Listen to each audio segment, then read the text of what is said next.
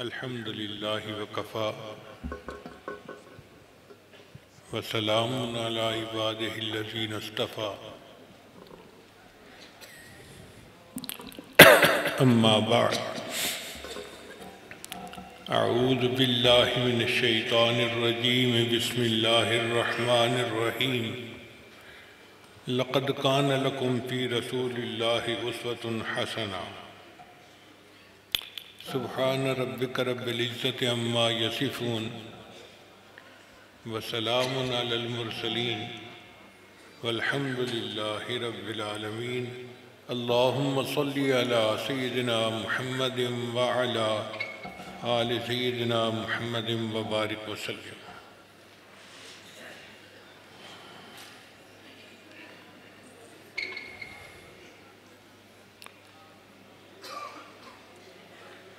खानका मालकिया खानेवाल शरीफ का ये इज्तिमा हमारे लिए बाइस बरकत होता है। हम पूरा साल इंतज़ार करते हैं कि कब वो अय्याम आएंगे कि हमारी खानेवाल हाज़िरी होगी। इमामुल उलमा वल सुलहा हज़रत ख्वाजा अब्दुल मालिक सिद्दीकी रहमतुल्लाह अलैह अपने वक्त के बहुत बड़े मशाइख में से थे, कबार औलिया में से थे। एक किताब है तजल्लियात, आप तलाश करके हासिल करें और उसको पढ़ के देखें, फिर आपको पता चलेगा कि कितने बड़े बुजुर्ग थे जिन्होंने इस मरकज़ को आबाद किया। हम उनके बहुत सारे वाक़यात अपने पीर मुर्शिद आलम हज़रत ख्वाजा ग़ुलाम हबीब रहमतुल्लाह अलैह से सुना करते थे। एक मरतबा हज़रत ने सुनाया कि इमामुल उलमा व सुलहा हज़रत ख्वाजा अब्दुल मालिक सिद्दीकी रहमतुल्लाह को ख्वाब में नबी इस्लाम की ज़ियारत नसीब हुई। तो नबी इस्लाम ने इरशाद फरमाया कि अब्दुल मालिक, तुम हमारे पास नहीं आते। तो अर्ज़ किया, ए अल्लाह के नबी सल्लल्लाहु अलैहि वसल्लम, मैं आना तो चाहता हूँ, मेरे पास वसाइल नहीं है। तो नबी इस्लाम ने फरमाया, अच्छा हम कह देंगे। इतना फरमाया, अच्छा हम कह देंगे। फिर उसके बाद हज़रत 27 साल जिंदा रहे और 27 साल में आपने 27 हज मुकम्मल फरमाए। हर साल हज की तौफीक होती। बल्कि किताब में लिखा है कि जब आप रोज़े अनवर पर तशरीफ़ ले जाते थे और नबी अलैहिस्सलाम पर सलात व सलाम पढ़ते थे तो रोज़े अनवर से उसका जवाब आया करता था। इस मस्जिद में एक शेख साहब थे, बूढ़े मियाँ, सुना है कि वो हज़रत के साथ थे और उन्होंने भी अपने कानों से जवाब सुना था। अब इतनी बड़ी हस्ती के जिनको नबी अलैहिस्सलाम की तरफ से सलाम का जवाब आता था, उन्होंने ये मरकज़ बनाया। लिहाजा यहाँ इज्तिमा में आने वाला हर बंदा उनके फ़यूज़ात से हिस्सा पाता है।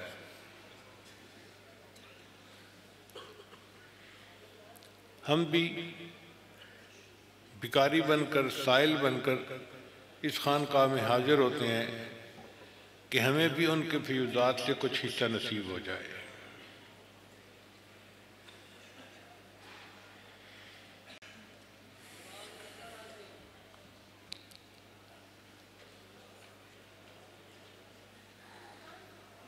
अल्लाह के प्यारे हबीब सल्लल्लाहु अलैहि वसल्लम रहमतुल लिल आलमीन थे।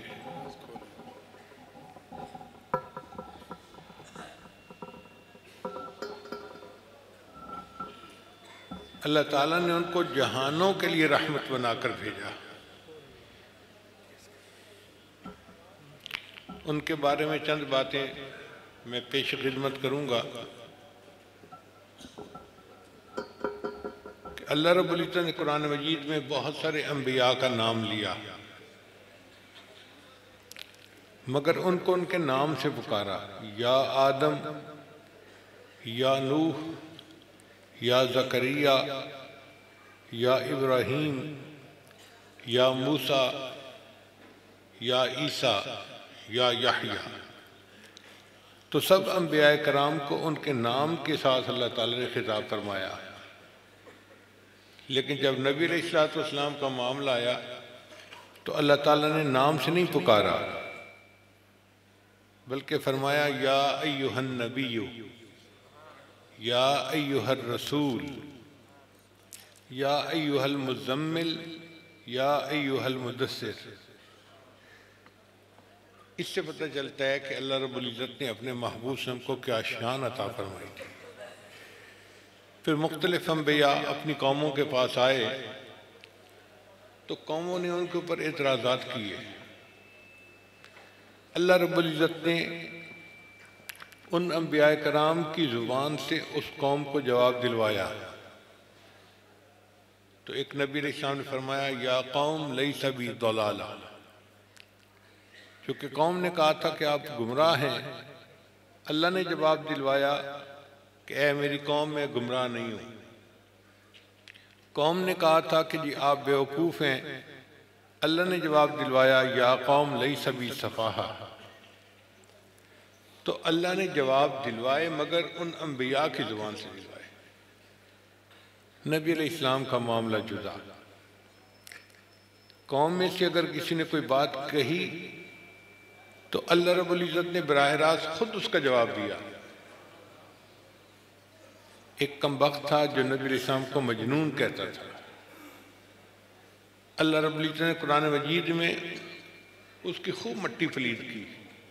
फरमाया वला तुति कुल्ला हल्लाफिम महीनिन हम्माजिम मश्शाइम बिनमीम मन्नाइल लिल खैर मुअतदिन असीम उतुल्लिन बाद ज़ालिका ज़नीम। एक लफ्ज़ के जवाब में अल्लाह ताला ने इतने लफ्ज़ बोले। इससे पता चलता है कि अल्लाह रब्बुल इज़्ज़त को अपने महबूब से किस कदर मोहब्बत है।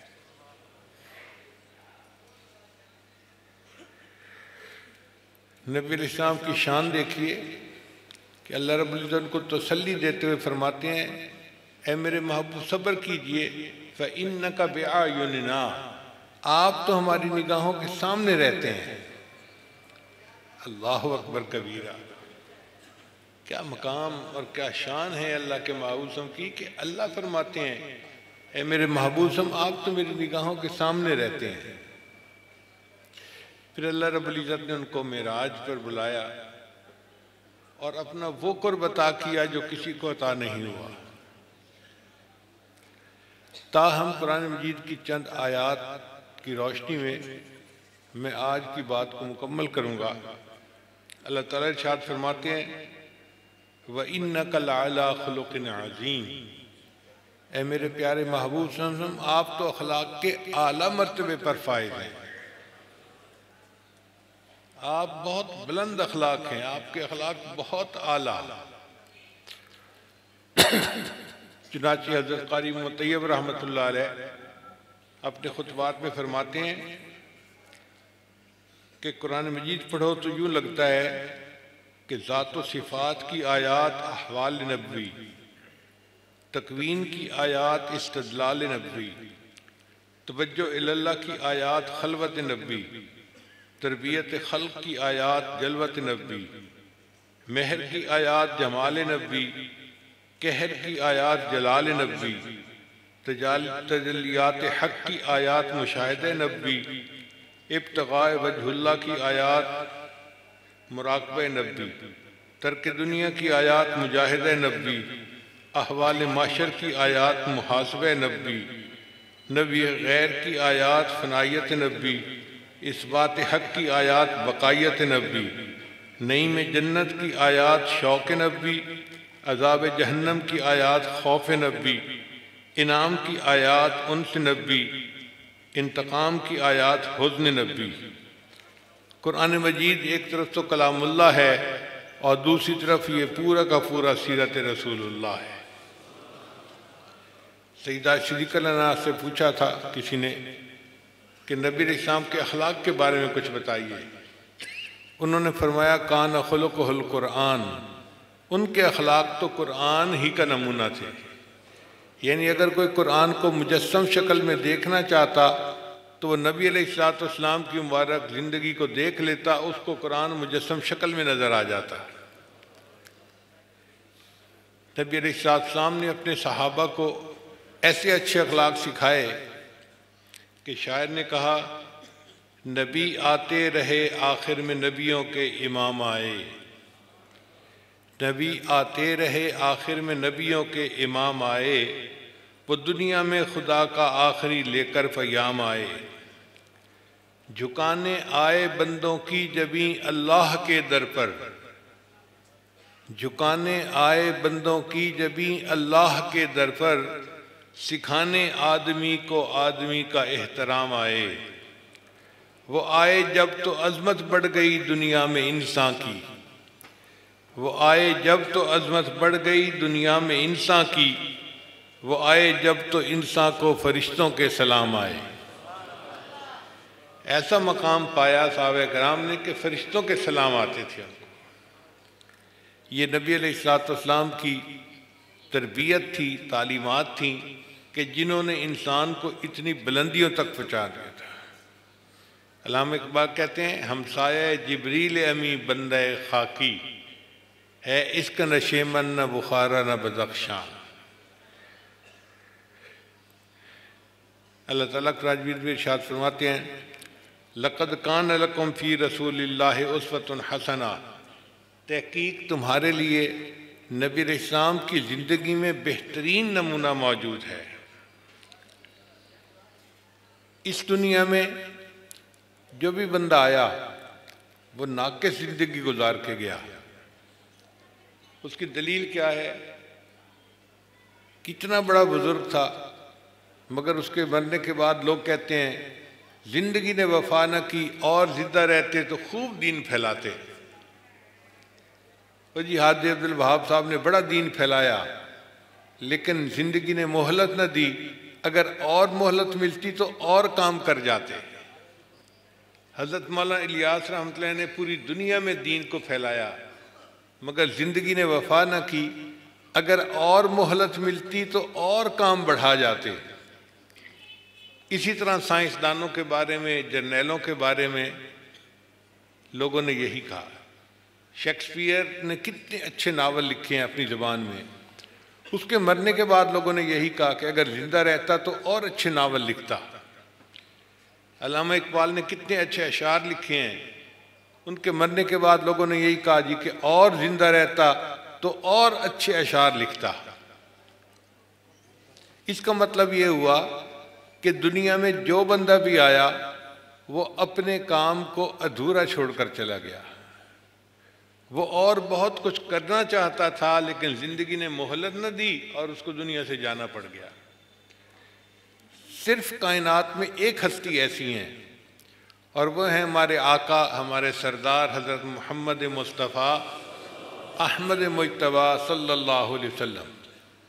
अपनी मुबारक ज़िंदगी में हज्जतुल विदा के मौके पे नबी अलैहिस्सलाम ने 1,24,000 सहाबा के सामने ये बात फरमाई कि ऐ लोगों, जो मकसद मैं दुनिया में लेके आया था, क्या वो मकसद मैंने पूरा कर दिया? तो सब ने जवाब दिया, ए अल्लाह के हबीब सल्लल्लाहु अलैहि वसल्लम, अद्दैतल अमाना, आपने अमानत को पहुंचा दिया, उम्मत को नसीहत कर दी। तो जब इतने लोगों ने तस्दीक की कि आपने अपने काम को मुकम्मल कर दिया, तो नबी अलैहिस्सलाम ने आसमान की तरफ उंगली उठाकर कहा, अल्लाहुम्मा शहद, ए मेरे अल्लाह इस बात पर गवाह रहना, मैं अपनी ज़िंदगी का मिशन पूरा करके दुनिया से जा रहा हूँ। तो इस कायनात में अगर कामिल ज़िंदगी किसी ने गुजारी है तो वो किसने गुजारी? नबी अलैहिस्सलाम ने गुजारी। इसलिए नौजवानों को चाहिए कि आम लोगों को अपना हीरो ना बनाएं। ये तो अधूरी ज़िंदगी गुजारने वाले लोग हैं। अगर हीरो बनाने हैं तो नबी अलैहिस्सलाम को बनाएं जो कामिल ज़िंदगी वाले थे।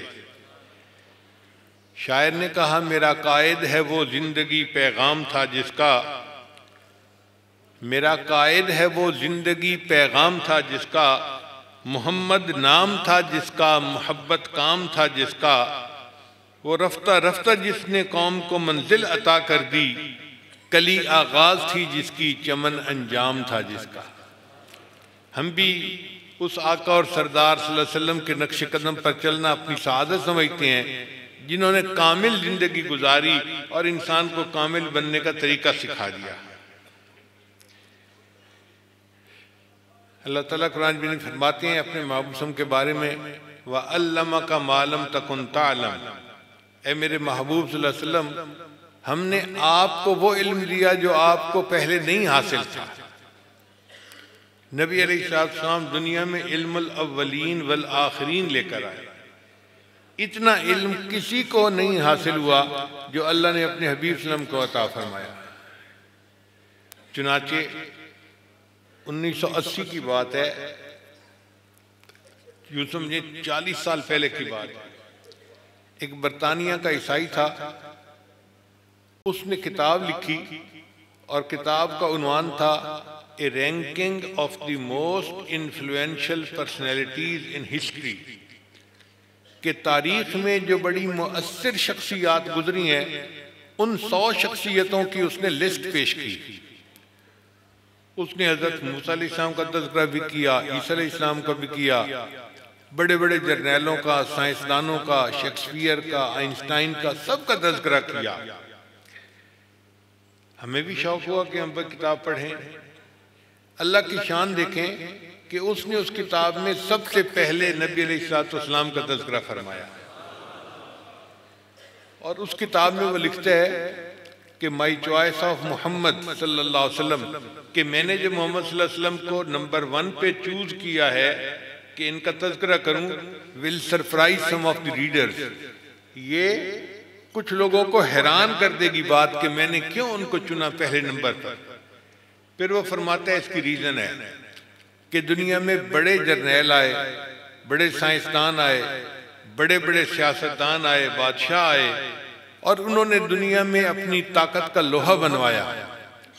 मगर ये सब वो लोग थे जो अपनी जिंदगी में बेहतरीन उस्तादों से पढ़े, बेहतरीन स्कूलों में, कॉलेजों में और यूनिवर्सिटियों में पढ़कर बड़े हुए, और फिर उन्होंने दुनिया से अपनी जो है ना इल्मियत का लोहा मनवाया।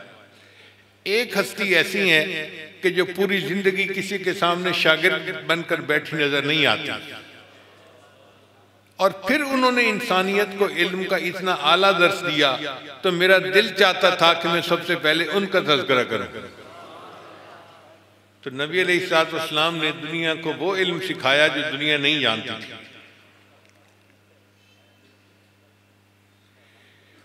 अल्लाह ताला अपने प्यारे हबीब के बारे में इरशाद फरमाते हैं, ऐ मेरे महबूब सल्लल्लाहु अलैहि वसल्लम, वरफ़अना लका ज़िक्रक, हमने आपके जिक्र को बुलंद किया, हमने आपके जिक्र को ऊंचा कर दिया।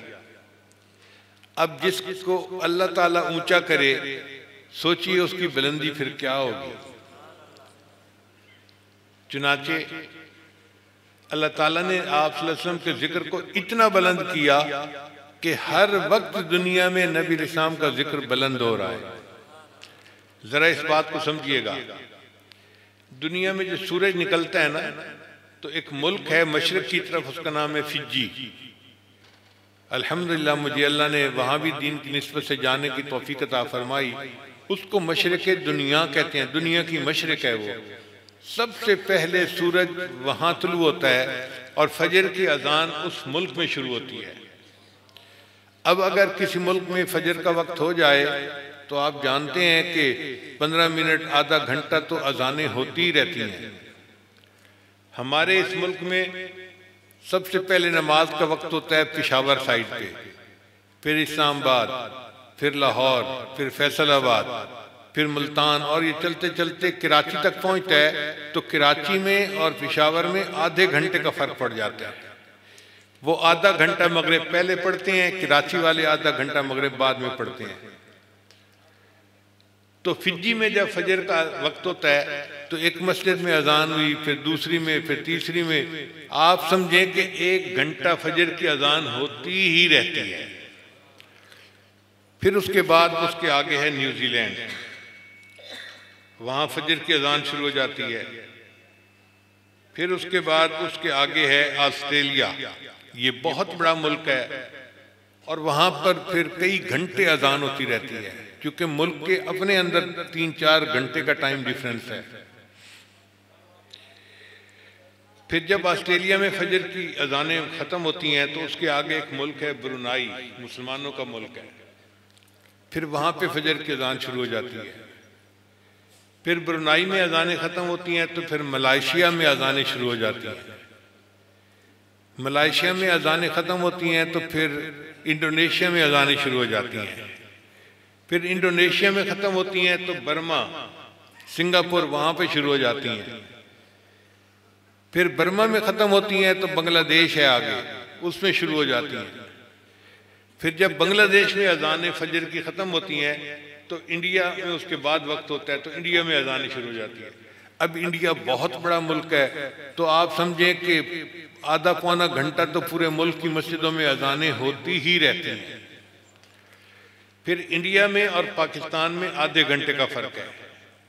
जब अजानें फजर की वहाँ ख़त्म होती हैं तो पाकिस्तान में अजानें शुरू हो जाती हैं और पाकिस्तान में पेशावर से लेकर कराची तक आधा घंटा अजान होती ही रहती है फजर की। फिर जब पाकिस्तान में अजानें फजर की ख़त्म होती हैं तो 1 घंटे का फ़र्क है दुबई, एमिरेट जो हैं, अरब अमारात, उन तमाम मुल्कों में फजर की अजानें शुरू हो जाती हैं। फिर फजर की अजानें वहाँ मुकम्मल होती हैं तो उसके बाद 1 घंटे का फ़र्क है सऊदी अरब में। सऊदी अरब में अजानें शुरू हो जाती हैं। अल्लाह की शान देखें कि जब सऊदी अरब में फजर की अजानें हो रही होती हैं उस वक्त फिजी के अंदर जोहर की अजान शुरू हो जाती है। फिर जोहर की अजान होते होते जब सऊदी अरब में जोहर का वक्त होता है तो पीछे असर की अजान, फिर असर का वक्त खत्म होता है पीछे मगरिब की अजान, फिर मगरिब के बाद इशा, फिर इधर इशा हो रही होती है और उधर फजर की अजान शुरू हो जाती है। यानी 24 घंटे में एक लम्हा भी ऐसा नहीं जब दुनिया के किसी न किसी मुल्क की किसी न किसी मस्जिद में अजान बुलंद न हो रही हो। और अजान में अल्लाह ने अपने महबूब के जिक्र को बुलंद किया, अशहदु अन्ना मुहम्मद रसूलुल्लाह। देखो नबी अलैहिस्सलाम का जिक्र बुलंद हो रहा है ना, फिर इकामत होती है तो उसमें जिक्र बुलंद होता है। तो गोया हर वक्त पूरी दुनिया में अल्लाह के महबूब सल्लल्लाहु अलैहि वसल्लम का जिक्र बुलंद हो रहा है। अल्लाह ने सच फरमाया वरफ़अना लका ज़िक्रक, ए महबूब हमने आपके जिक्र को बुलंद कर दिया। फिर नबी अलैहिस्सलाम के बारे में अल्लाह ताला फरमाते हैं वलल आखिरतु खैरुल लका मिनल ऊला, ए मेरे महबूब सल्लल्लाहु अलैहि वसल्लम आपका आने वाला वक्त आपके गुजरे वक्त से ज्यादा बेहतर होगा। आम दस्तूर ये है कि आने वाला वक्त कमजोर होता है और जो गुजरा वक्त होता है वो आला वक्त होता है। इंसान कहता है कि जी मैं बूढ़ा हो गया, जवानी अच्छी थी। दरख्त के ऊपर फल लगते हैं, आला वक्त होता है, फिर खिज़ां आ जाती है, फल भी खत्म, पत्ते भी खत्म, दरख्त बिल्कुल टुंड मुंड हो जाता है। दुनिया की जिस चीज को भी देखें यही आपको नक्शा नजर आएगा, मगर अल्लाह के महबूब सल्लल्लाहु अलैहि वसल्लम का मामला जुदा है। आप देखें सूरज तुलू होता है तो इसको जवानी मिलती है, दोपहर के वक्त में भरपूर जवान होता है, फिर उसके बाद इसका जवाल शुरू हो जाता है, हत्ता के मगरिब के वक्त इसका जवाल। तो हर चीज को दुनिया में उरूज भी मिलता है और जवाल भी मिलता है, जिसको भी देख लें। लेकिन अल्लाह के प्यारे बिस्म का मामला जुदा है। अल्लाह ताला ने आपको उरूज दिया और ऐसा उरूज दिया कि जिसके बाद जवाल है ही नहीं। अल्लाह फरमाते हैं मेरे महबूब वलल आखिरतु खैरुल लका मिनल ऊला, आपका आने वाला वक्त आपके गुजरे वक्त से ज्यादा बेहतर होगा। चुनांचे नबी इस्लाम के बचपन से आपका लड़कपन आला, नबी इस्लाम के लड़कपन से आपकी जवानी आला, और नबी इस्लाम की जवानी से आपका बुढ़ापा आला, और नबी इस्लाम की इस दुनिया में जिंदा रहने से आपका अल्लाह के पास चले जाना आला, फिर नबी इस्लाम की बरज़ख की जिंदगी से आपका क़यामत के दिन अल्लाह के सामने खड़ा होना आला। अल्लाह आपको मकाम महमूद अता फरमाएंगे। नबी इस्लाम ने फरमाया मैं अल्लाह की वो हम्द बयान करूंगा न किसी ने पहले की होगी न कोई उसके बाद कर सकेगा। फिर नबी अलैहिस्सलाम के मकाम महमूद पे हम्द करने से आप सल्लल्लाहु अलैहि वसल्लम का जन्नत में चले जाना आला। तो नबी अलैहिस्सलाम की जिंदगी में उरूज ही उरूज है, जवाल का नामो निशान ही नहीं है। इसलिए सैयदा सिद्दीक़ा रज़ियल्लाहु तआला अन्हा ने नबी अलैहिस्सलाम की शान में अशार कहे थे लना शम्सुम वलिल आफाक़ शम्सु, ए आसमान एक तेरा सूरज है और एक ए आसमान एक मेरा सूरज है। तेरा सूरज फजर के बाद तलू होता है और मेरा सूरज ईशा के बाद तलू होता है। क्योंकि नबी अलैहिस्सलाम ईशा की नमाज पढ़ के घर तशरीफ ले जाते थे अपनी ज़ौजा मोहतरमा के पास, तो फरमाती हैं कि आसमान तेरा सूरज फजर के बाद तलू होता है और मेरा सूरज तो ईशा के बाद तलू होता है, मगर एक फ़र्क है, ए दुनिया के सूरज तेरी ज़िंदगी में उरूज भी है और जवाल भी है। तू मगरिब के वक्त गुरूब हो जाता है, तेरी रोशनी ख़त्म हो जाती है, लेकिन मेरा सूरज जो है उसको अल्लाह ने उरूज अता फरमाया, उसको हमेशा उरूज रहेगा, कभी जवाल नहीं आएगा।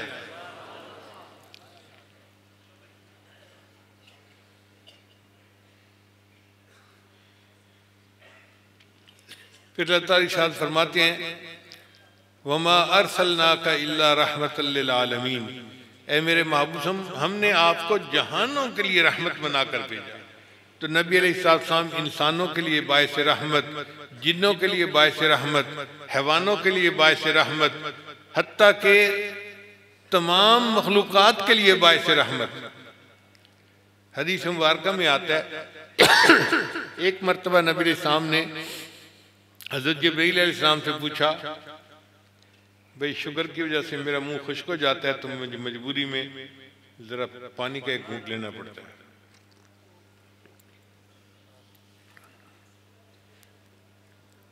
तो नबी अलैहिस्सलाम ने पूछा जिब्रील अलैहिस्सलाम से, जिब्रील क्या तुझे भी मेरी रहमतुल लिल आलमीन से कुछ हिस्सा मिला? जवाब दिया, ए अल्लाह के हबीब से मुझे भी हिस्सा मिला। पूछा जिब्रील कैसे? ए अल्लाह के हबीब सल्लल्लाहु अलैहि वसल्लम, मैंने अपनी आंखों के सामने इब्लीस को रद्द होते हुए देखा था। अल्लाह ने फरमाया फ़ख्रुज मिन्हा फ़इन्नका रजीम, मेरे दरबार से निकल जा, तू मरदूद है। तो इतना इबादत गुजार था अज़ाज़ील, और फिर अल्लाह ने उसको अपने दरबार से धुतकार दिया, निकाल दिया। तो जब मैंने उसकी जिल्लत देखी तो मेरे ऊपर अल्लाह के जलाल का खौफ तारी हो गया। मैं हर वक्त कांपता रहता था कि पता नहीं मेरा अंजाम क्या होगा। अल्लाह का जलाल मेरे ऊपर इतना गालिब था कि मुझे सुकून नहीं होता था।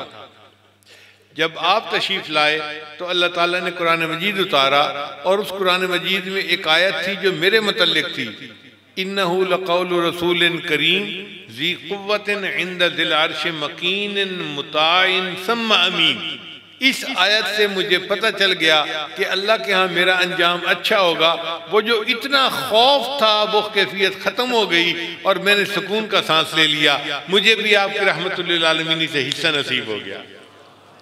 जब फरिश्तों को उनकी रहमतुल लिल आलमीन से हिस्सा मिला तो हम तो उनके उम्मती हैं, हमें तो हर लम्हे उनकी रहमतुल लिल आलमीन से हिस्सा मिल रहा है। चुनांचे अल्लाह ताला कुरान में फरमाते हैं वलसौफ युअतीका रब्बुका फतरदा, ऐ मेरे महबूब अल्लाह आपको इतना अता करेगा, इतना अता करेगा कि आप राजी हो जाएंगे। हमारे हज़रत मुर्शिद आलम का तर्जुमा यूँ फरमाते थे कि अल्लाह ने फरमाया वलसौफ युअतीका रब्बुका फतरदा, ऐ महबूब अल्लाह तुझे इतना देगा कि तू बस बस करेगा।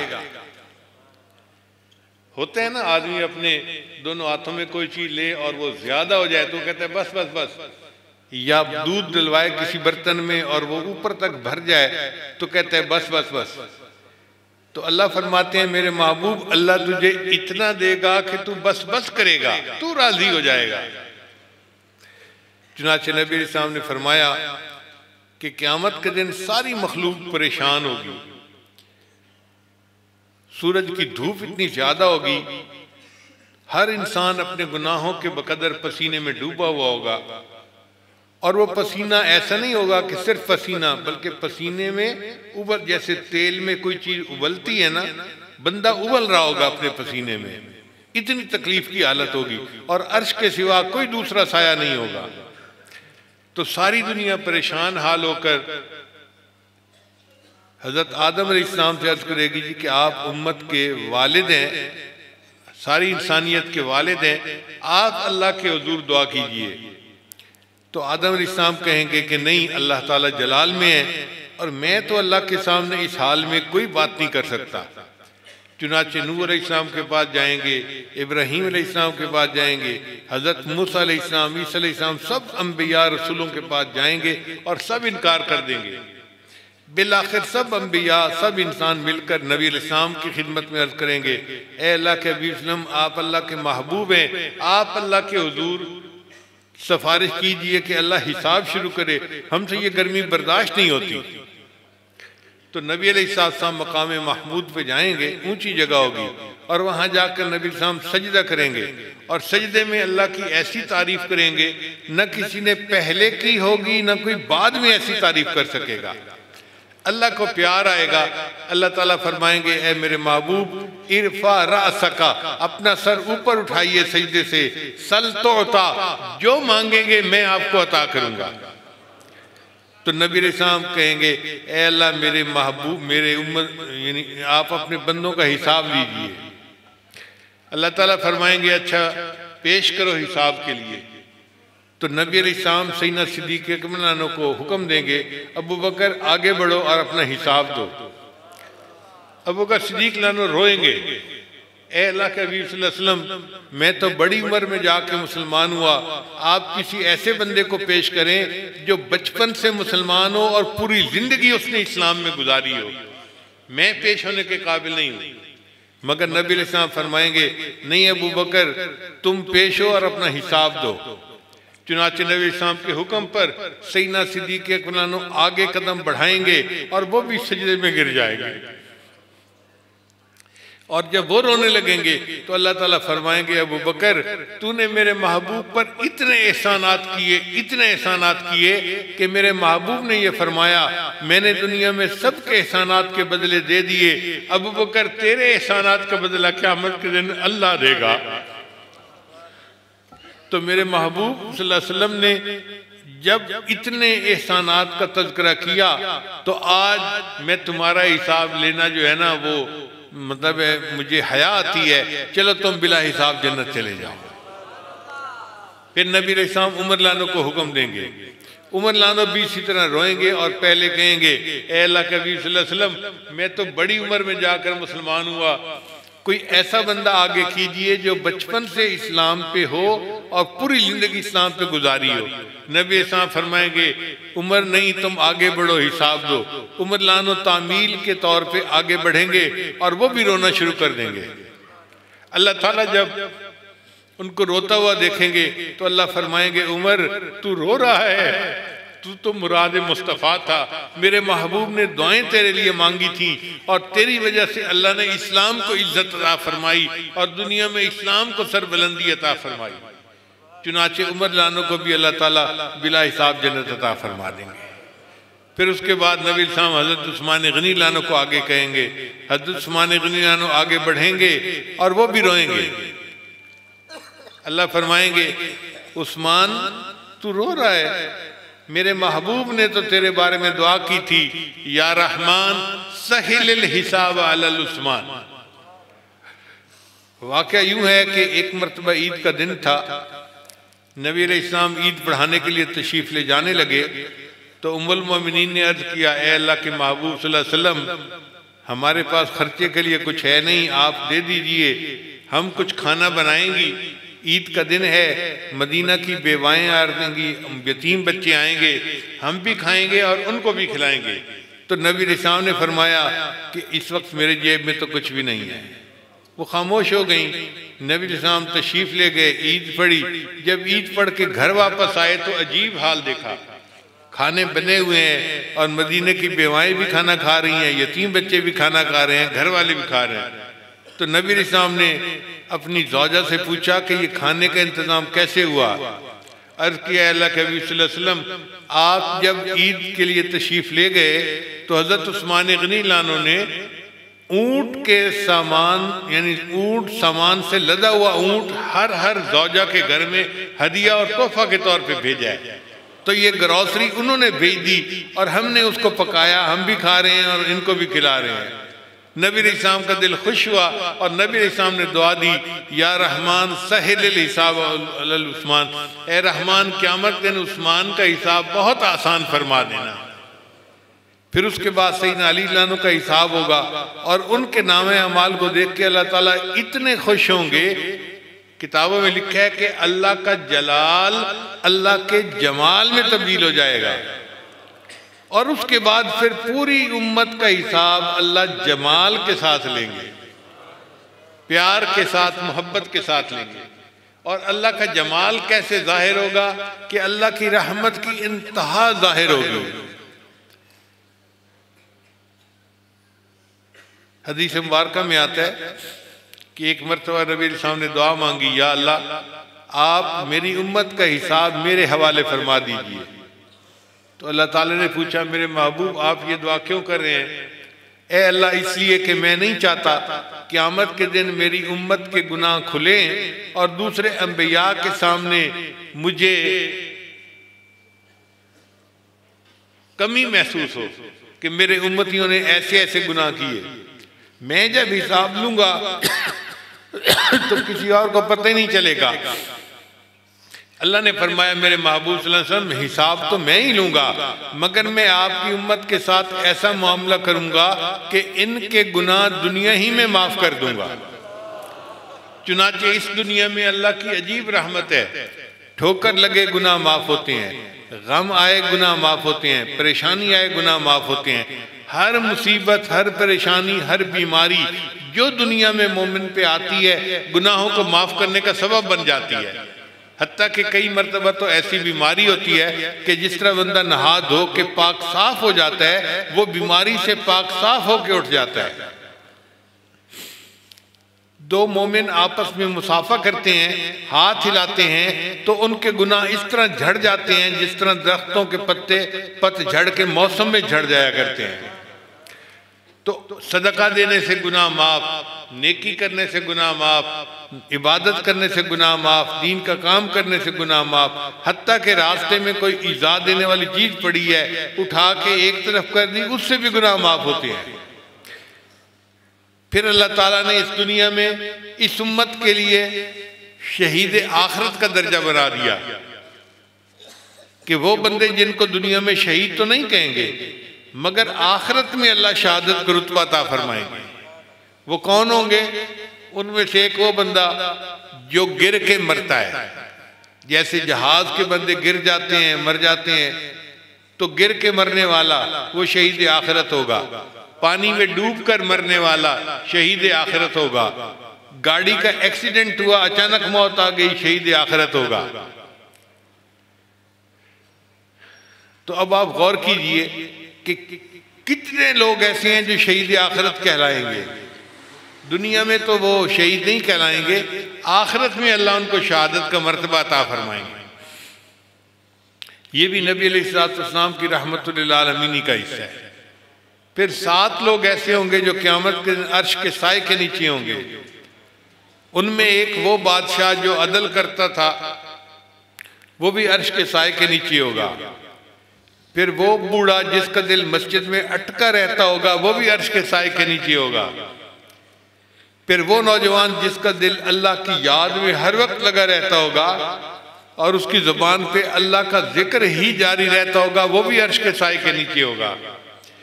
फिर वो नौजवान जिसको कोई औरत अपनी तरफ बुलाए और वो जवाब दे कि इन्नी अखाफुल्लाह, मैं अल्लाह से डरता हूँ, अल्लाह उसको भी क़यामत के दिन अर्श का साया अता फरमाएंगे। अब आप बताइए कि एक बंदा दूसरे से अल्लाह के लिए मोहब्बत करता है, ये 2 अल्लाह से की वजह से मोहब्बत करने वाले बंदे ये भी क़यामत के दिन अर्श के साए के नीचे होंगे। ऐसे लगता है कि जैसे उम्मत का हर बंदा किसी न किसी वजह से इस अर्श के साए के नीचे चला जाएगा। एक वो बंदा जो दाएं हाथ से सदका करता था और बाएं हाथ को पता भी नहीं चलता था, इतना खुफिया तरीके से, क़यामत के दिन वो भी अर्श के साए के नीचे होगा। अब आप बताइए, इन तमाम बातों को सामने रखते हुए कि कितने लोग हैं जो क़यामत के दिन अर्श के साए के नीचे होंगे। फिर हदीस मुबारका में आता है कि अल्लाह ताला एक बंदे को बुलाएंगे जो बड़ा गुनाहगार होगा और उसके गिर्द रहमत की चादर, जैसे कनात तान दी जाती है ना, रहमत की कनात चांद देंगे। मखलूक की नज़रों से वो बंदा ओझल हो जाएगा। फिर अल्लाह उस बंदे का नाम अमाल खोल के उसको कहेंगे, मेरे बंदे तूने ये गुनाह किया, ये गुनाह किया, ये गुनाह किया, ये गुनाह किया, ये गुनाह किया। वो सब गुनाह मानता रहेगा हत्ता कि वो समझेगा कि आज मैं अल्लाह के गज़ब से बच नहीं सकता, मेरे सारे गुनाह सामने आ गए। जब सारे गुनाह अल्लाह गिनवा देंगे, अल्लाह फरमाएंगे तू गुनाह तो करता था मगर तौबा भी करता था, डरता था। हमने दुनिया में भी तेरे गुनाहों की पर्दापोशी की, हम आज भी पर्दापोशी करते हैं और तेरे गुनाहों को तेरी नेकियों में तब्दील कर देते हैं। उस बंदे के सारे गुनाह नेकियों में तब्दील हो जाएंगे। फिर जब वो कनात हटेगी ना तो दुनिया देखेगी, हैरान होगी, ये कैसा बंदा है कि जिसके नामे अमाल में कोई गुनाह लिखा ही नहीं। बाद लोग समझेंगे शायद ये अंबिया में से कोई नबी है जिसने मासूम जिंदगी गुजारी, कोई गुनाह ही नहीं किया, हालांकि वो नबी अलैहिस्सलाम की उम्मत का एक गुनाहगार बंदा होगा। मगर अल्लाह उनको इस तरह से पर्दापोशी फरमाएंगे कि कोई बंदा जो है वो उनके बारे में बुरा नहीं सोच सकेगा और नबी अलैहिस्सलाम को कोई शर्मिंदगी नहीं उठानी पड़ेगी किसी वजह से। तो नबी अलैहिस्सलाम ने ये दुआ मांगी थी।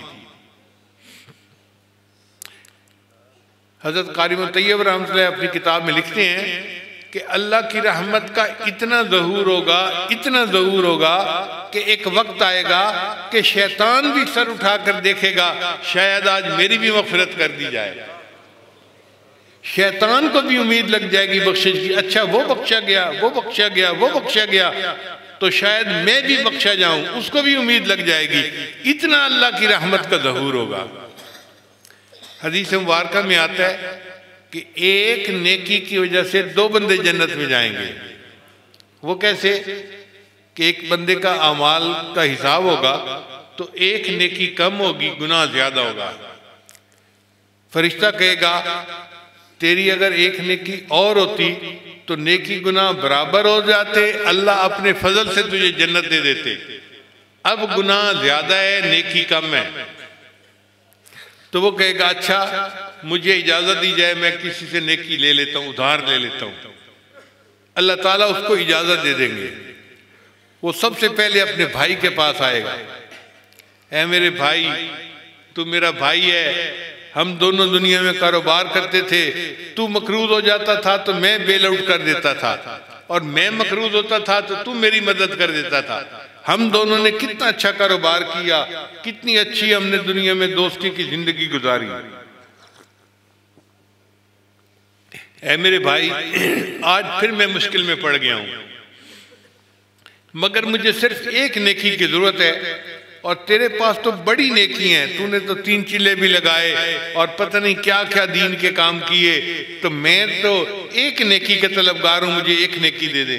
वो कहेगा ना भाई, जब तक मेरा हिसाब नहीं हो जाता मैं आपको कुछ नहीं नेकी दे सकता। इस बंदे को बड़ी मायूसी होगी कि मुझे बड़ा मान था, मेरा भाई मुझे नेकी दे देगा।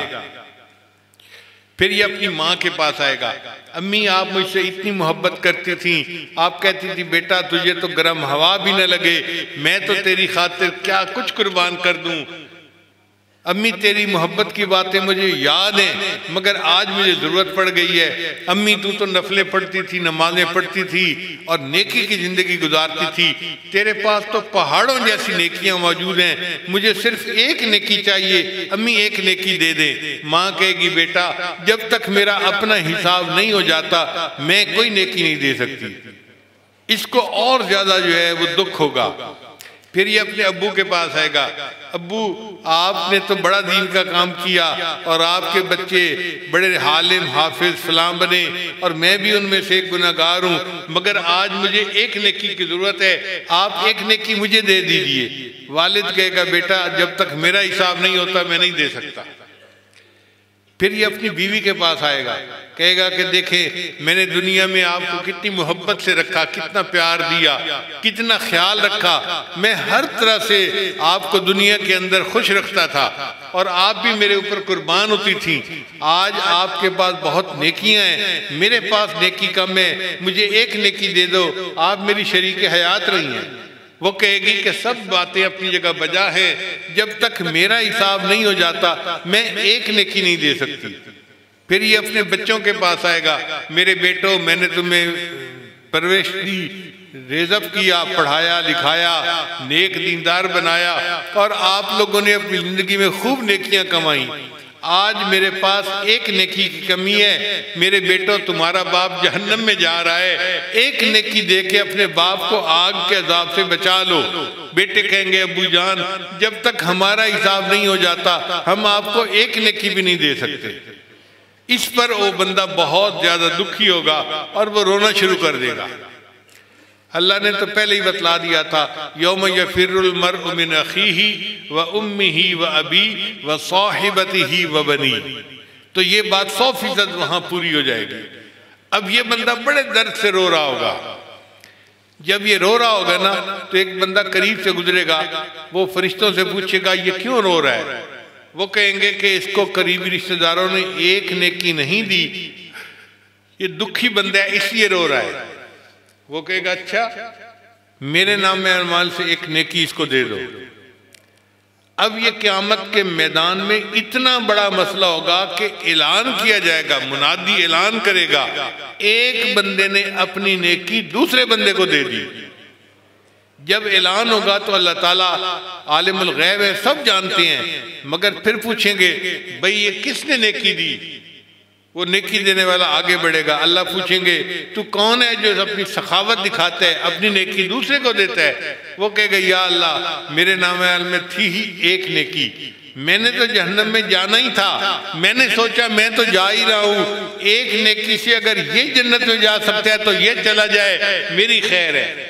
अल्लाह फरमाएंगे अच्छा तू बंदा होकर अगर इतनी सखावत दिखाता है तो सखावत दिखाने का हकदार तो मैं हूँ। मैंने इस एक नेकी की वजह से तुझे भी जन्नम से निजात अता फरमा दी और इस बंदे को भी निजात अता फरमा दी। एक नेकी की वजह से दो बंदे जन्नत में जाएंगे। हज़रत क़ारी तय्यब रहमतुल्लाह ने अपने खुतबात में लिखा है, अजीब सा वाक़या। फरमाते हैं अल्लाह दो बंदों को बुलाएंगे और उनको उनके नामे अमाल दिखाएंगे और फरमाएंगे कि देखो तुमने दुनिया में मनमानी की जिंदगी गुजारी, अब जाओ जहन्नम में। अब जब कहेंगे तो एक जो है वो तो जहन्नम की तरफ भागना शुरू कर देगा, जिसको कहते हैं ना ब्रिस्क वॉक, तेज चलना, वो तेजी से जहन्नम की तरफ चल पड़ेगा। अल्लाह उसको बुलाएंगे, भाई तुझे मैंने कहा जाओ जहन्नम में, तूने तो दौड़ी लगा दी। या अल्लाह मैंने दुनिया में तो आपके हुक्म को मानने में कोताही की, मैं मानता हूँ, आज आपने हुक्म दिया जाओ जहन्नम में, मैंने सोचा ये आपका आखिरी हुक्म है, चलो मैं भाग के जहन्नम में चला जाता हूँ। अल्लाह फरमाएंगे अच्छा अगर तेरे दिल में मेरे हुक्म की इतनी इज्जत और एहतराम है, चल मैंने तुझे जहन्नम से बरी कर दिया, जन्नत अता फरमा दी। और दूसरा बंदा जो होगा अल्लाह फरमाएंगे जाओ जहन्नम में, वो 2 कदम चलेगा फिर पीछे मुड़ के देखेगा, फिर 2 कदम चलेगा फिर पीछे मुड़ के देखेगा। अल्लाह बुलाएंगे भाई तेरा मामला क्या है, तू 2 कदम चलता था फिर पीछे देखता था, फिर चलता था फिर पीछे। या अल्लाह मैं जिंदगी भर आपकी रहमत से मायूस नहीं हुआ, आपने अगरचे फरमा दिया जाओ जहन्नम में तो मैं चल तो पड़ा, फिर पीछे मुड़ के देखता था शायद आपकी रहमत जोश में आ जाए, फिर 2 कदम चलता था फिर देखता था शायद रहमत जोश में आ जाए। अल्लाह फरमाएंगे अच्छा अगर तुझे मेरी रहमत का इतना यकीन है तो चल तुझे भी मैंने जन्नत अता फरमा दी। ये दोनों वाक़यात हज़रत क़ारी तय्यब रहमतुल्लाह ने अपने खुतबात में लिखे हैं। हदीस मुबारका में आता है सैयदना सिद्दीक़ अकबर बैठे हुए थे, उमर बैठे हुए थे और नबी अलैहिस्सलाम अपनी उम्मत के लिए दुआएं कर रहे थे।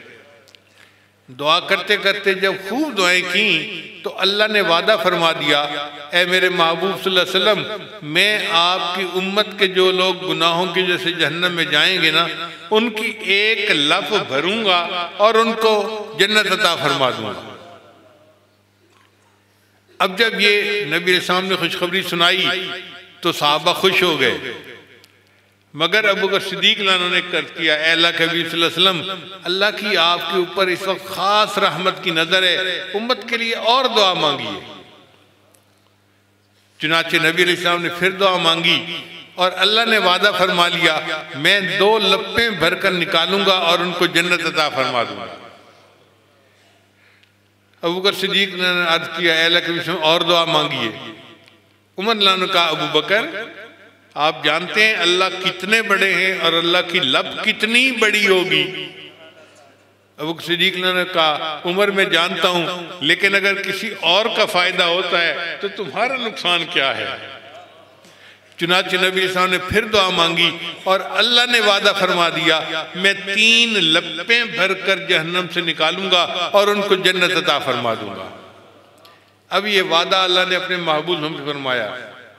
समझने के लिए अगर फर्ज को पुलाव पका हुआ है और आप यूं करके लप भरते हैं तो मेरे हिसाब से हजारों चावल के दाने तो मेरी लप में आ जाएंगे। हालांकि मेरी लप कितनी छोटी सी है और एक होती है एक्सकवेटर जिसको मुर्गा मशीन कहते हैं, अगर उससे लप भरी जाए तो मेरे ख्याल लाखों दाने उसमें आ जाएंगे। अगर लाखों दाने उस मशीन के लप में आ जाते हैं तो आप अंदाजा कर सकते हैं कि अल्लाह रब्बुल इज्जत की लप कितनी बड़ी होगी। खरब लोग होंगे जो जहन्नम से निकलेंगे और अल्लाह उनको बिला किसी और अमल के अपनी रहमत से जन्नत अता फरमा देंगे। एक लब भरेंगे फिर दूसरी लब भरेंगे फिर तीसरी लब भरेंगे। इतने लोगों को अल्लाह ताला बिला हिसाब जन्नत अता फरमा देंगे, बगैर उनके किसी अमल के जन्नत अता फरमा देंगे। इमाम गजाली रहमतुल्लाह अपनी किताब में ये हदीस नकल करते हैं और फिर लिखते हैं कि या अल्लाह मैं इस काबिल तो नहीं कि अपने अमलों की वजह से आपसे जन्नत मांगूं, हाँ इतनी मुझे तमन्ना ज़रूर है कि जो उतकाउर रहमान होंगे जिनको आप अपनी रहमत से जन्नत अता फरमा देंगे अल्लाह मुझे भी उनमें शामिल फरमा लेना। और हम भी यही दुआ करते हैं कि या अल्लाह जब आपने अपने प्यारे हबीब सल्लल्लाहु अलैहि वसल्लम से वादा फरमा लिया कि मैं आपकी उम्मत के गुनाहगारों को लप भर के निकालूंगा जन्नत अता फरमा दूंगा, अल्लाह हम गुनाहगारों को भी उन्हीं में शामिल फरमा देना। अल्लाह के लिए तो ये काम कोई मुश्किल नहीं है। जितने लोग हैं कलमा पढ़ने वाले उनके दिल में नबी इस्लाम की मोहब्बत तो यकीनन होती है। हम मानते हैं कि हम नफ्स के पुजारी हैं, हम गुनाहगार हैं, हम पुराने पापी हैं, हम बहुत गुनाहों की ज़िंदगी गुजारते हैं, मगर नबी इस्लाम की मोहब्बत तो दिल में है ना। अल्लाह उस मोहब्बत को वसीला बना दे और उसके बदले हमें अपनी रहमत से जन्नत अता फरमा दे। शायर कहता है मेरा रूमी वर्गा इश्क भी नहीं,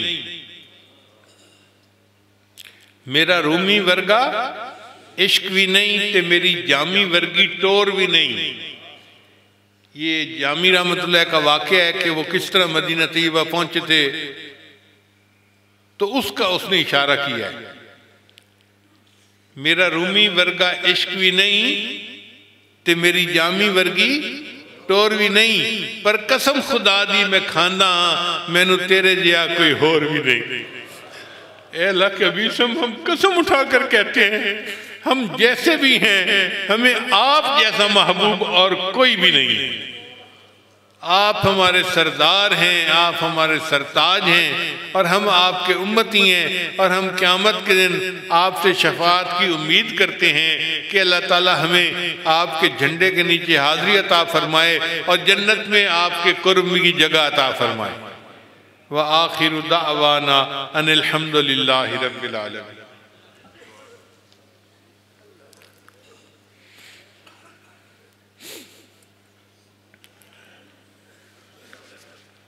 दुआ से पहले थोड़ी देर के लिए मुराकबा कर लीजिए, आंखों को बंद कर लीजिए, सर को झुका लीजिए। दुनिया और जो कोई दुनिया में है उससे हट कट के अल्लाह की याद में डूब जाइए।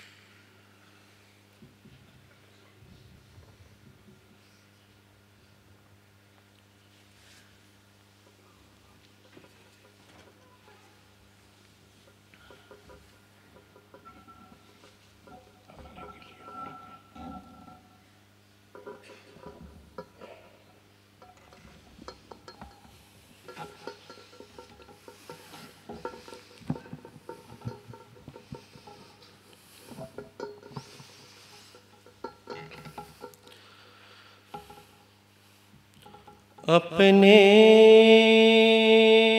किसी अमल पे सहारा ही नहीं है, अपने किसी अमल पे सहारा ही नहीं है। तौबा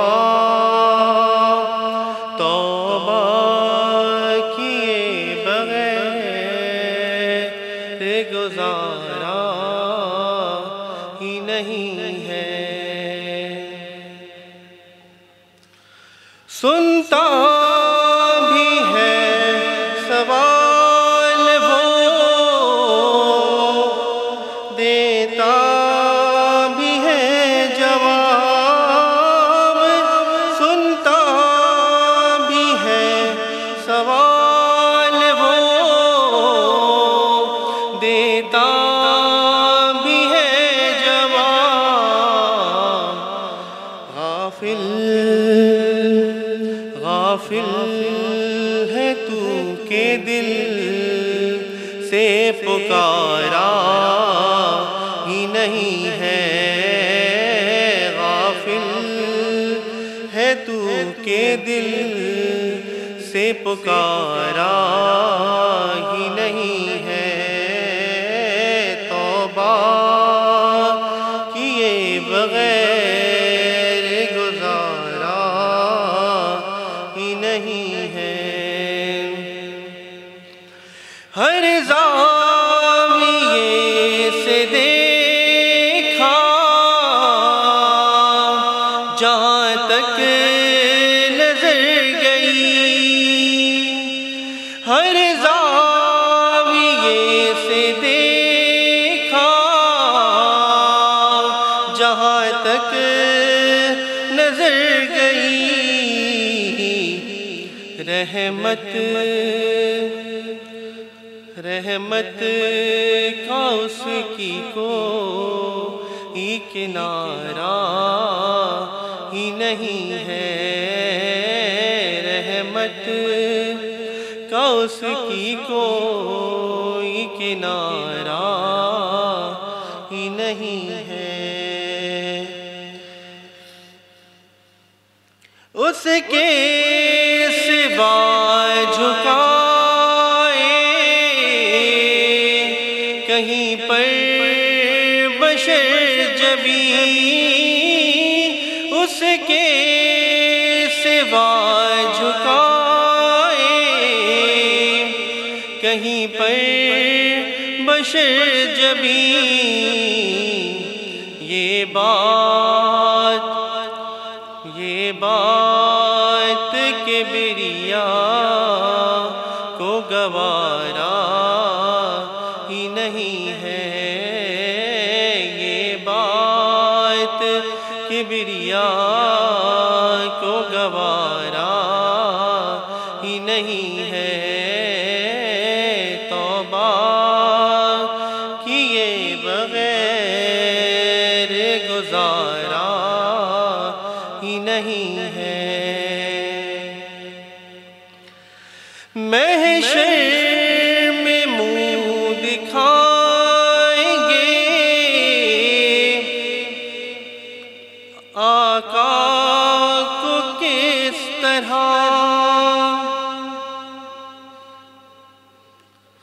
महशर में मुँह दिखाएंगे आका को किस तरह।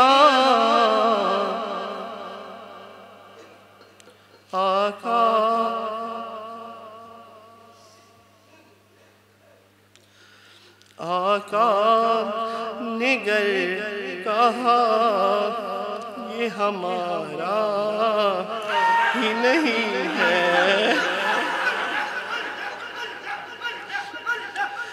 महशर में मुँह दिखाएंगे आका को किस तरह। महशर में मुँह दिखाएंगे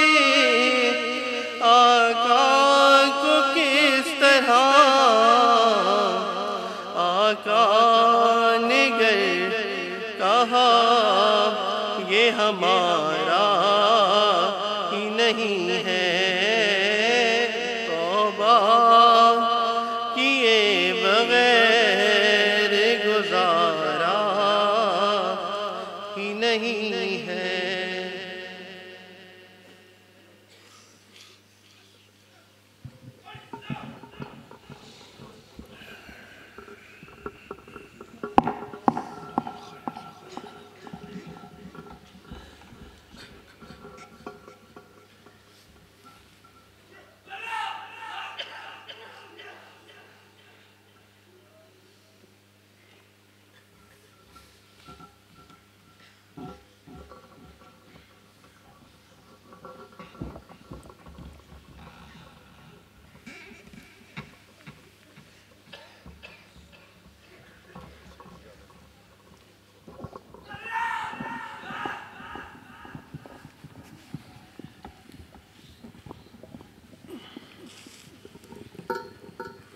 अल्लाहुम्मा सल्लि अला सय्यिदिना मुहम्मद व अला आलि सय्यिदिना मुहम्मद व बारिक वसल्लिम। या अल्लाह हम सब की हाज़िरी कबूल फरमा, अल्लाह हमारे सुनने सुनाने को कबूल फरमा। या अल्लाह रहम करम का मामला फरमा, अल्लाह हमारी हाज़िरी को कबूलियत अता फरमा। या अल्लाह हमारे गुनाहों को माफ़ फरमा, अल्लाह हमारे गुनाहों को माफ़ फरमा। या अल्लाह हमारी तौबा कबूल फरमा, अल्लाह हमारी तौबा कबूल फरमा। या अल्लाह गिरते पड़ते तेरे दर पे आए हैं, अल्लाह हमारे गुनाहों को माफ़ फरमा दे। अल्लाह अपने दर से महरूम न करना, या अल्लाह अपने दर से खाली न लौटाना। अल्लाह बहुत दूर और बहुत देर से आए हैं, या अल्लाह हमारे आने को कबूल फरमा। अल्लाह बहुत दूर और बहुत देर से आए हैं, अल्लाह हमारे उठे हाथों को कबूल फरमा। या अल्लाह रहम व करम का मामला फरमा। अल्लाह कपड़ा मेला हो जाए तो धोबी के पास भेजा जाता है, दिल मेले हो जाए तो तेरे दर पे आया जाता है। या अल्लाह हमारे दिलों को साफ फरमा दे, अल्लाह हमारे दिलों को पाक फरमा दे, अल्लाह हमारे गुनाहों को माफ फरमा। या अल्लाह क़यामत के दिन अल्लाह हमें बड़ों के सामने रुस्वा न करना। या अल्लाह क़यामत के दिन बड़ों के सामने रुस्वा न करना। अल्लाह महबूब के सामने रुस्वाई से बचा लेना। या अल्लाह महबूब के सामने रुस्वाई से बचा लेना। अल्लाह हम सब पे रहम व करम का मामला फरमा। या अल्लाह जो सिद्दीक़ रहमतुल्लाह तआला अलैह, अल्लाह उनकी कब्रों पे वालिदा मरहूमा की कब्रों पे करोड़ा रहमत नाज़िल फरमा। या अल्लाह हज़रत जी दामद बरकातुहुम आलिया, अल्लाह उनकी इल्म अमल में, जिंदगी सेहत में, कामों में और बरकत अता फरमा। अल्लाह जितने हाजिरीन हैं, मर्द हैं या मस्तूरात, तमाम को कबूलियत के साथ हरमैन शरीफैन की हाजिरियां नसीब फरमा। या अल्लाह रहम व करम का मामला फरमा, अपने महबूब की इत्तिबा नसीब फरमा, अपने महबूब की शिफात अता फरमा। अल्लाह हमारे उठे हाथों को कबूल फरमा। या अल्लाह इस इज्तिमा को कबूलियत अता फरमा। या अल्लाह रुश्द हिदायत का जरिया बना, खैर और बरकत का सबब बना। अल्लाह हम सब पे रहम व करम का मामला फरमा। या अल्लाह तमाम बीमारों को शिफाए कामिला आजिला अता फरमा, परेशान हाल की परेशानी को दूर फरमा, कर्जदारों के कर्जों को अदा फरमा, बेरोजगारों को रोजगारी नसीब फरमा, तमाम की रिज़्क़ में बरकतें अता फरमा, बे औलादों को औलाद सालेह नारीना अता फरमा। अल्लाह जिनके औलाद है नेक व सालेह बना, जिस घर में नौजवान बच्चे बच्चे मौजूद मुस्तकबिल को रोशन फरमा। उम्मत मुस्लिमा पे रहम फरमा, मुसलमानों की मदद और नुसरत फरमा, मुल्क पाकिस्तान की हिफाजत फरमा, इसे दीन और अमन का गहवारा बना, बेदीनी बदअमनी से महफूज फरमा, और यानी फहाशी से हिफाजत फरमा। अल्लाह तमाम उलमा, मसाजिद, मदारिस, खानका, तबलीगी जमात की हिफाजत फरमा, जहाँ भी इकामत दीन की मेहनत हो रही है। या अल्लाह उनकी मदद और नुसरत फरमा, रहम व करम का मामला फरमा। अल्लाह पर्दे में मस्तूरात प्रोग्राम को समात कर रही है। या अल्लाह उसमें वो मस्तूरात भी है जिसको तूने माँ का मकाम दिया है, जिसके कदमों के नीचे जन्नत बिछाई है। अल्लाह तो उनके उठे हाथों को कबूल फरमा ले। या अल्लाह हमारे पे रहम व करम का मामला फरमा दे। अल्लाह या अल्लाह हम सब पे रहम व करम फरमा। अल्लाह हमारी औलादों की हिफाजत फरमा। या अल्लाह हमारी औलादों की हिफाजत फरमा। अल्लाह औलाद को माँ बाप की आंखों की ठंडक बना, सदका जारिया बना, सरमाया आखिरत बना। अल्लाह रहम व करम का मामला फरमा। या अल्लाह हमारे इज्तिमा की इंतजामिया है, या अल्लाह हमारे या जिले की इंतजामिया, अल्लाह उनके ताउन और खिदमतों को कबूल फरमा। अल्लाह रहम व करम का मामला फरमा। या अल्लाह सब तेरे सामने खाली हाथ फैलाए बैठे हैं। अल्लाह खाली दामन फैलाए तुझे पुकार रहे हैं। अल्लाह हम तो वो सवाली है जिसमें बाहर न झोली है न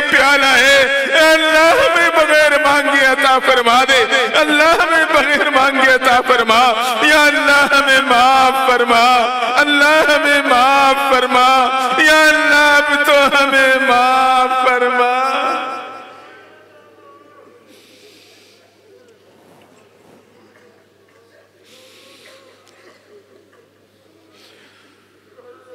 अल्लाह जितने हाजिरीन हैं मर्द या मस्तूरात तमाम को हरमैन शरीफीन की कबूलियत वाली हाजिरी नसीब फरमा दे।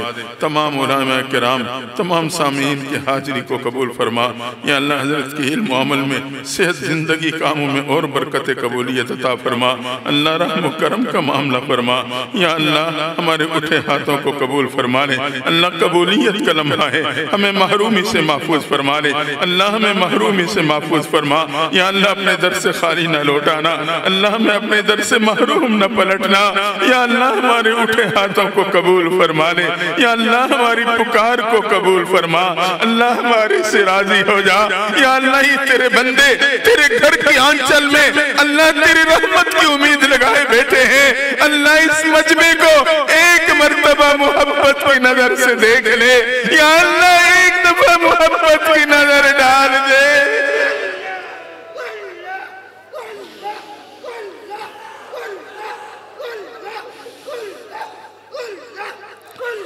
सल्लल्लाहु तआला अला खैरि खल्क़िही मुहम्मद व आलिहि व अस्हाबिही अजमईन बिरहमतिका या अरहमर राहिमीन।